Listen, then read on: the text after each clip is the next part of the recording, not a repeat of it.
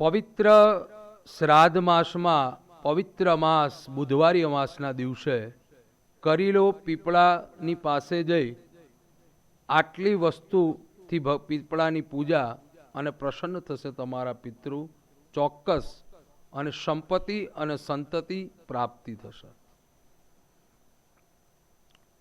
પ્યારા ભક્તજનો, સૌને રાધે રાધે. આ પવિત્ર માસ ચાલી રહ્યો છે શ્રાદ્ધ પક્ષ. કારણ કે આપણે બધા દેવોને ગણપતિ ઉત્સવ કર્યો ને. પહેલા ભગવાન સદાશિવ મહાદેવજીનો શ્રાવણ મહિનો આવ્યો. ભગવાન શિવની આરાધના પણ આપણે કરી લીધી. પણ દેવોને આપણે જાણ્યા નથી, ઓળખ્યા નથી ને ઓળખતા નથી. હે, દેવોને રૂબરૂ કોઈ મળ્યા? ભગવાન રૂબરૂ ક્યારે મળે? કે અક્ષય ભક્તિઓ પ્રાપ્તિ થાય. ભગવાનની રૂબરૂ હા તમે કરી શકો છો, ભગવાનને રૂબરૂ તમે પ્રાપ્ત કરી શકો છો, પણ યોગ્યતા પ્રાપ્ત થાય ને ત્યારે પ્રાપ્ત થાય છે. પણ આપણે પુરાણ ખોલીએ, ઉપનિષદો જોઈએ, બધા જ પુરાણમાં લખ્યું છે પહેલામાં પહેલું આવે માતૃદેવો ભવ પિતૃદેવો ભવ. હે, માત પિતા આપણા પરમ ગણવામાં આવે કે દેવ કીધા છે. તો એવા તમારા દિવગત ગયેલા પિતૃઓને શ્રાદ્ધ પક્ષમાં શું કરવું જોઈએ? અને એમાં પાછું સોનામાં સુગંધ મળે એવો દિવસ છે, બુધવારી અમાસ છે. અને બુધવારી અમાસના દિવસે સર્વ પિતૃ, કારણ કે ભાદ્રપદમાં આવનારી અમાસ સર્વ પિતૃની અમાસ ગણવામાં આવે છે. કદાચ આપણા કોઈ પણ પિતૃ આપણને અજાણતા, આપણને ખ્યાલ નથી, ત્રીજી પેઢી ચોથી પેઢી, એમને પણ એનાથી મોક્ષ ગતિ, એટલે મોક્ષ ગતિના અર્થાત એ છે કે એમને પણ તૃપ્તિ મળે છે. તમે આ કાર્ય કરો ને એમને શાંતિ મળે છે. કારણ કે 3 યોની છે, દેવયોની, મનુષ્યોની અને પિતૃયોની. હું અને તમે મનુષ્યોનીમાં છે. પિતૃયોનીમાં ગયા પછી એ જીવને ગતિ પ્રાપ્ત કરાવવા માટે શું કરવું જોઈએ? તો ઉત્તમ તો બતાવ્યું છે. ભગવાન વ્યાસજી કહે છે કે ભાગવતજીનું સ્મરણ કરાવો, ભાગવતજીનો આશ્રિત લઈ એમને મોક્ષ ગતિ અપાવો. બીજા રસ્તા બતાવ્યા, નારાયણ બલી, પંચબલી, પ્રેત બલી, નાગ બલી, કાગ બલી. પણ એ આપણે ન કરી શકતા હોય તો આવનારી અમાસ બુધવારી અમાસ આપણને પ્રભુએ પ્રાપ્તિ કરાવી હોય, ધનની પ્રાપ્તિ હોય, તો હું તો એમ કહું છું જીવનમાં એકવાર તમારે ત્યાં ભાગવતજીની પધરામણી કરાવી, 7 દિવસ ભાગવતજી કરાવી અને ઉત્તમ પિતૃઓને મોક્ષગતિ અપાવજો. કારણ કે કેવલ ભાગવતજીમાં એમ કીધું છે, કેવલ ભાગવતજીનો આપણે વિચાર કરીએ કે આપણે ત્યાં ભાગવતજી કરાવીએ, પિતૃનારાયણ એવી સંપત્તિ આપો, ત્યારે એમને સદગતિ પ્રાપ્ત કરવા માટે આપણને સંપત્તિ પણ આપે છે. અને એ ઉત્તમ વિચારથી જ એમને સદગતિ પ્રાપ્ત થઈ જાય છે. ઘણા લોકો એમ કહે છે કે પિતૃ જવા ન માગતા હોય. આ બધી વાત છો, મેં 1-2 જણ પાસેથી આ બધી ચર્ચાઓ સાંભળી. તો એ પિતૃ જવા ના માગતા હોય તો ભાગવત ન થાય. અરે એમાં ભાગવતજીમાં કોઈ એવો ઉલ્લેખ નથી આપ્યો. તમે તમારા પિતૃઓને તમે એમ જાણો છો કે આ પિતૃ જવા નથી માગતા, આમ છે તેમ છે, એ બધી વિટમણામાં ન રહેવું. કેવલ ભાગવતનું સ્મરણ કરાવવાથી અરે પિતૃની સદગતિ તો પ્રાપ્ત થાય, પણ એ જીવ, જેટલા જીવ તમારે ત્યાં આવ્યા હોય અને કથામાં જેટલા જીવ અહીંયા બેઠા છો ને, અને તમે પણ જાતે બેઠા છો ને, તો જાતે મોક્ષ ગતિની પ્રાપ્તિ કરાવે ભાગવત છે વાલા. એટલે આપણે વાત કરતા હતા અમાસના દિવસે, આ એક ઉપાય છે સરળતાનો. તમારે આવનારી જે અમાસ છે, બહેનોએ, ભાઈઓએ, યુવાનોએ બધા જ કરી શકો છો. અને આ કરશો ચોક્કસ તમારી ઉપર પિતૃદેવની કૃપા થશે.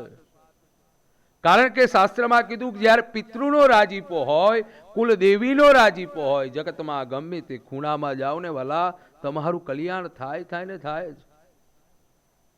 કલ્યાણ કરાવે છે. તો એવા પિતૃઓને રાજી કરવા માટે આવનારી બુધવારની અમાસના દિવસે સવારમાં 7 વાગે તમારે પીપળે જવાનું છે. કારણ કે પીપળામાં ભગવાન નારાયણનો વાસ છે. ભગવાન પોતે કહે છે કે હું જે પીપળો છે એમાં હું મારો વાસ છે. અને પિતૃને સદગતિ ક્યાં પ્રાપ્ત થાય તો ભગવાન નારાયણના ચરણમાં અર્પણ કરવામાં આવે, સદગતિ પ્રાપ્તિ થાય છે. ત્યાં આગળ આપને ખીર લઈ જવાની છે. સવારમાં જ બનાવવાની હો. ઘણા બધા રાત્રે બનાવી ફ્રીઝર કરો ને મૂકો એ નહીં હો. સવારમાં વહેલા ઉઠી જાગી અને ખીર બનાવી અને પીપળાને બની શકે તો પીપળાના પાન ઉપર જ ખીર મૂકજો. સ્ટીલની વાટકી નહીં. અત્યારે સ્ટીલના વાસણ થઈ ગયા. સ્ટીલનું લોખંડનું દાન ન થાય. લોખંડની વાટકીમાં દેવોને પણ ભોગ ન લગાવાય.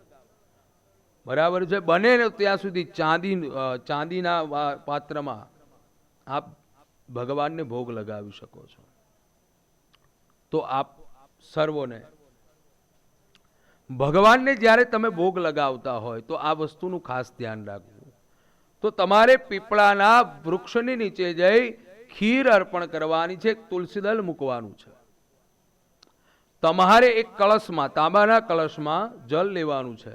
એમાં થોડું દૂધ, થોડું 5-10 દાણા તલ, સફેદ તલ, ચંદન ચોખાવાળું પુષ્પ મૂકી અને પીપળાની 21 પ્રદક્ષિણા ઓમ ગયા ગદાધર સ્તૃપ્યદામ ઓમ નમો ભગવતે વાસુદેવાય આ બોલતા બોલતા પીપળાની 11 કે 21 પ્રદક્ષિણા કરવાની છે. પ્રદક્ષિણા કર્યા બાદ હવે તમારે ત્યાં ખીર મૂકી છે, ત્યાં ભગવાનનું ચિંતન કરવાનું. તમારા પિતૃને મોક્ષ ગતિ પ્રાપ્ત થાય. આંખ બંધ કરી અને એક માળા ઓમ નમો ભગવતે વાસુદેવાયની ચોક્કસ કરવાની છે. એક સરસ મજાનું દીપ પ્રાજ્વલ્ય કરી ભગવાનને ચોખ્ખા ઘીનો દીવો કરવાનો છે. કેવું ઘી કીધું છે? ગાયનું ચોખ્ખું ઘી કીધું છે. આપણે ઘણા બધા બહેનો, જો આ સ્પષ્ટતા તમને કરું, અત્યારે આપણે આ યુગમાં ઘણા જગ્યાએ ધર્મને આધીન્ય આપ હોય અને કદાચ ઘરમાં ન પડાતું હોય તો એવો ઘીનો ઉપયોગ ન કરતા વેચાતું ઘી લાવી અને ભગવાનને ત્યાં આગળ દીવો કરજો. ગાયનું ચોખ્ખા ઘીનો દીવો કરવાનો છે.